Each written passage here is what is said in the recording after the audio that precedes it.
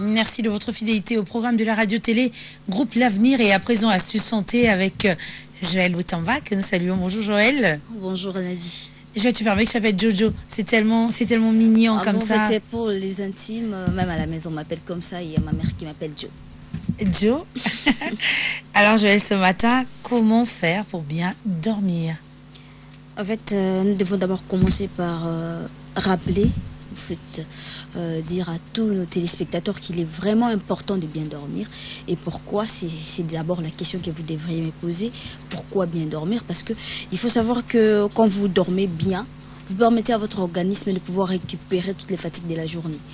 Parce que la journée, parfois quand vous travaillez, vous êtes fatigué et il vous faut récupérer toutes ces énergies dépensées.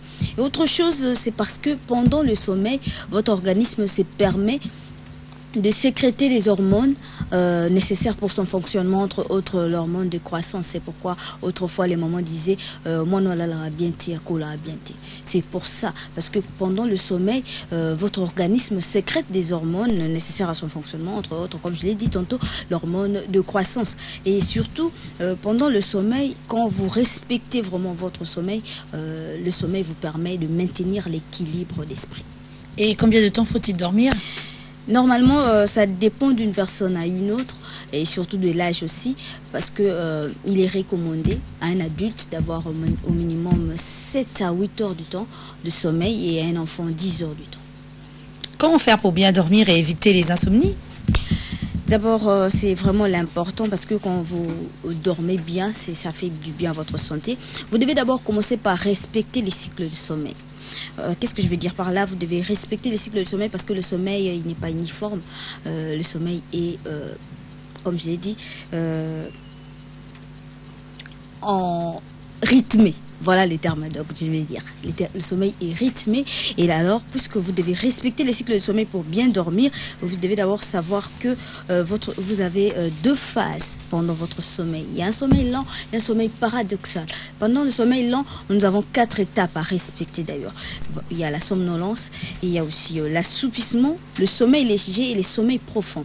Et dans le sommeil paradoxal, c'est le sommeil pendant lequel nous rêvons.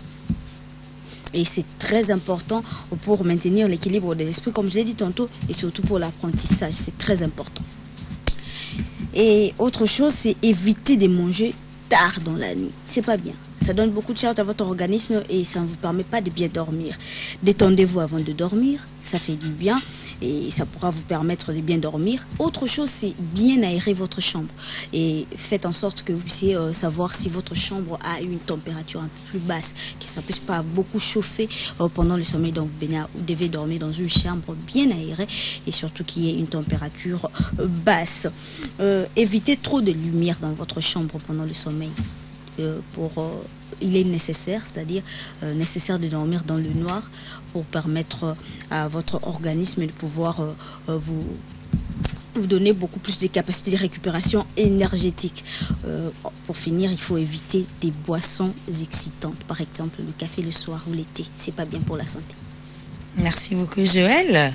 Merci à vous. Là je suis sûre, en tout cas moi je dors toujours avec la lumière. Demain déjà, non, aujourd'hui déjà. Je vais dormir dans le noir. Je dormirai dans le noir. Oui. Merci beaucoup et à demain, mesdames et messieurs. Une cause majeure de décès dans le monde à l'origine de 8,2 millions de décès en 2012. Le cancer, nous en parlons en long et en large sur ce plateau.